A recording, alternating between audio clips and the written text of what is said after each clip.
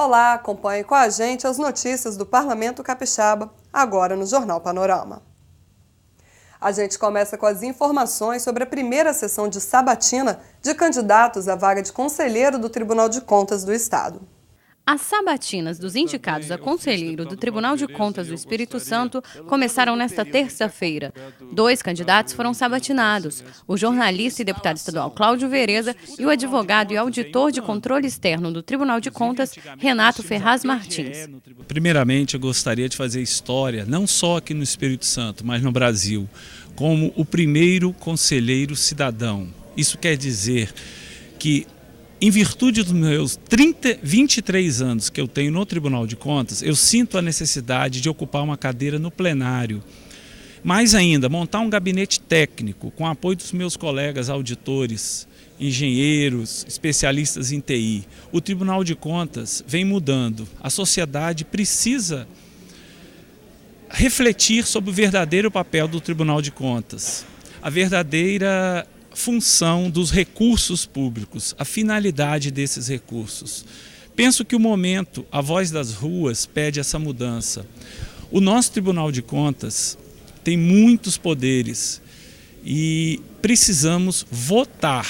Quando eu falo votar, é ocupar uma posição no plenário, sentar na cadeira de conselheiro, emitir um parecer técnico, julgar uma conta, sustar um contrato. O tribunal tem muitas atribuições e eu gostaria que a sociedade capixaba o conhecesse mais. Após 43 anos de vida dedicada às causas públicas, 6 mandatos de deputado estadual, 2 anos como presidente dessa casa e gestor dessa casa, eu me sinto preparado para contribuir em outro campo de atuação, quer seja o do Tribunal de Contas como conselheiro. Adquiri essa experiência e me sinto preparado para dar continuidade a esse trabalho, sempre à disposição das causas da população do Estado do Espírito Santo, meu estado de coração. Essa experiência me deu equilíbrio, me deu discernimento, me deu bom senso, me deu condições de maneira serena atuar como conselheiro do Tribunal de Contas, contribuindo para esse processo de reconstrução do Estado do Espírito Santo após um longo período de 3 mandatos de governos desastrosos, com desequilíbrio de contas, com dificuldade de pagamento de servidores, enfim.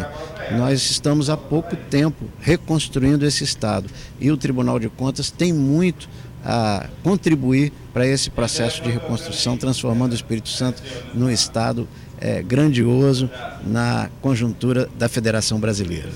As sabatinas serão sempre às terças-feiras, às 9 horas da manhã e às quartas, 1 hora da tarde. Ao todo, são 22 candidatos ao cargo e a previsão é que todos os concorrentes sejam sabatinados até o dia 9 de outubro. Todas as reuniões serão transmitidas ao vivo pela TV Assembleia, por uma determinação da mesa diretora. O deputado estadual Ataíde Armani conduziu os trabalhos e avaliou o início das sabatinas. Eu acho que foi maravilhoso esse momento que a Assembleia passou pela primeira vez.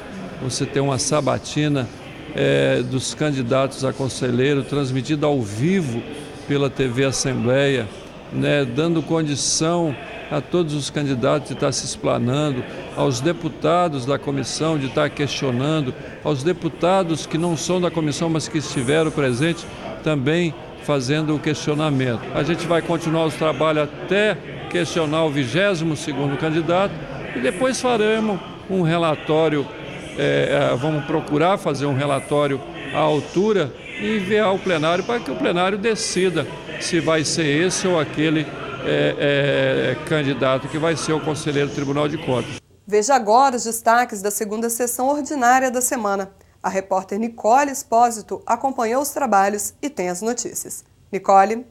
Luciana, na sessão desta terça-feira, os deputados aprovaram 2 projetos de lei do Executivo. Um deles inclui 4 entidades esportivas no orçamento do Estado. Essas entidades vão receber recursos para desenvolver ações na área do esporte. E ainda durante a sessão, vários parlamentares repercutiram a denúncia de moradores da comunidade Paú de Vila Velha sobre a instalação de tanques para o armazenamento de combustíveis e de soda cáustica em área próxima às residências. É com você, Luciana. Obrigada, Nicole.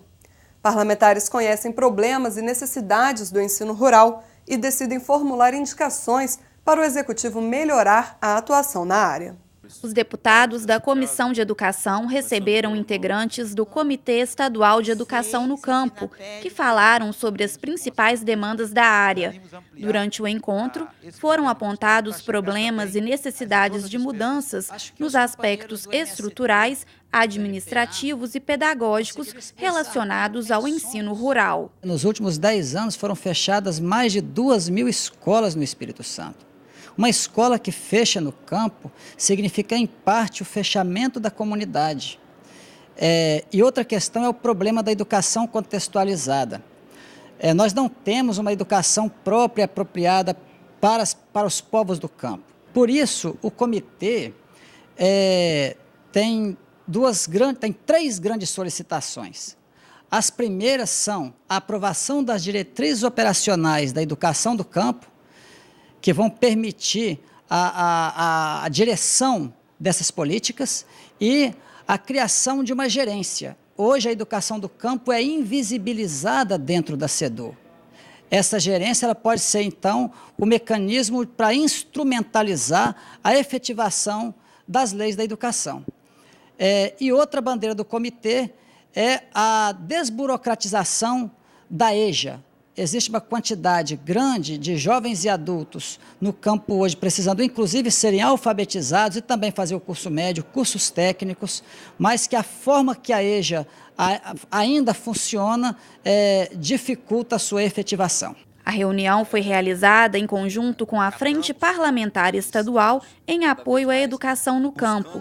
Os pedidos feitos pelos integrantes do comitê vão ser encaminhados para a SEDU e também vão dar origem a indicações parlamentares. Quando a Secretaria de Educação do Estado discute o seu organograma e a sua reestruturação, nós estamos buscando atender a demanda do Comitê de Educação no Campo de que nós possamos, nesse novo organograma, ser identificado e ser contemplado com um setor exclusivo, uma gerência de educação no campo no âmbito desse organograma.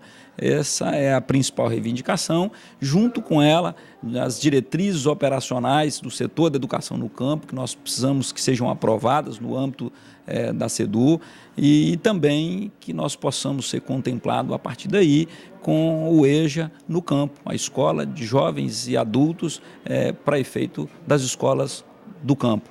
Legislativo Estadual promove discussão sobre o uso dos alimentos produzidos pela agricultura familiar na merenda dos estudantes da rede pública de ensino. O uso dos produtos da agricultura familiar na alimentação oferecida pelas escolas estaduais foi tema da audiência pública realizada na Assembleia Legislativa. O evento debateu a terceira chamada pública da SEDU, Secretaria de Estado de Educação, para a compra de alimentos produzidos pelos agricultores familiares. A aquisição acontece de acordo com o Programa Nacional de Alimentação Escolar do Governo Federal. Na reunião, a gerente do programa no Espírito Santo explica como as famílias podem fazer para aderir ao projeto. O governo federal repassa um montante de 18 milhões para o governo do estado e desse valor a gente tem a obrigação de adquirir no mínimo 30% dos recursos. As famílias elas têm que ter DAP jurídica, né, no caso para a venda do governo do estado, que é uma declaração de aptidão de produtor, e ela tem que estar organizada numa associação, numa cooperativa. Quando o governo do estado publica a chamada, ele divulga isso na televisão, nos jornais de grande circulação, nos murais da Secretaria de Educação, de Agricultura. A gente faz uma ampla divulgação para que as famílias tomem conhecimento e se organizem nas cooperativas e associação para ter benefício desse programa. A audiência foi organizada pela Comissão de Agricultura da Casa. O vice-presidente do colegiado aponta os desafios da agricultura familiar no estado. Nós pudemos identificar alguns obstáculos em relação à obrigatoriedade mínima de aquisição de 30% do produto da agricultura familiar para os municípios. Foi discutido armazenamento, foi discutido logística, enfim, nós vamos dar os encaminhamentos possíveis e necessários para quê? Para a gente poder organizar ainda mais o recebimento desses recursos, para que a nossa categoria, podemos dizer assim, de produtores familiares possam se organizar ainda mais, possam ter ainda mais qualidade naquilo que eles produzem e concomitante a isso. Paralelo a isso, eles possam destinar esse produto para as nossas escolas, mas com acompanhamento de nutricionista, para quê? Para que aquilo que os nossos alunos da rede pública estadual, bem como da rede pública municipal, adquirem, possam estar sendo adquiridos com qualidade e a quantidade suficiente necessária para potencializarmos ainda mais a agricultura familiar aqui do nosso estado. O encontro contou com a participação de representantes de secretarias de Estado ligados à educação e agricultura, além de sindicatos e associações de trabalhadores e produtores rurais. Deputados prestam homenagem a pessoas de destaque no desenvolvimento industrial do Espírito Santo. Os 55 anos da FINDES, a Federação das Indústrias do Estado do Espírito Santo, foram comemorados durante sessão solene na Assembleia Legislativa. Representantes de instituições ligadas à indústria fizeram discursos destacando a importância da FINDES no desenvolvimento da economia capixaba. O presidente da federação falou sobre o papel e os desafios da entidade na expansão industrial do Espírito Santo. O projeto da Federação das Indústrias, juntamente com o governo do estado, é interiorizar mais as ações, mais os investimentos, com a indústria mais diversificada, e estamos conseguindo bastantes resultados. Resultados que eu digo que estão superando até as nossas expectativas. A sessão solene foi realizada por iniciativa da mesa diretora da Assembleia Legislativa, representada pelo deputado Glauber Coelho. É um setor extremamente forte, é um setor que impulsiona cada vez mais o crescimento, a modernização, o progresso, a evolução do Estado do Espírito Santo. O Estado do Espírito Santo chegou aonde chegou e a FINDES tem uma parcela de contribuição extraordinária nessa história e hoje coroado por esse momento aqui nobre, que é de você fazer homenagem àqueles homens que deram a sua parcela de contribuição. Durante o evento, houve entrega da comenda Lore Reno, ex-presidente da FINDES. A comenda é concedida a personalidades que se destacam em atividades empresariais e industriais. A Federação das Indústrias do Espírito Santo foi fundada em fevereiro de 1958. A entidade reúne sindicatos que representam cerca de 17 mil indústrias nos mais variados segmentos. E o Jornal Panorama termina aqui. Continue acompanhando os trabalhos dos parlamentares pelo site, Twitter e Facebook. Obrigada pela companhia e até o próximo encontro.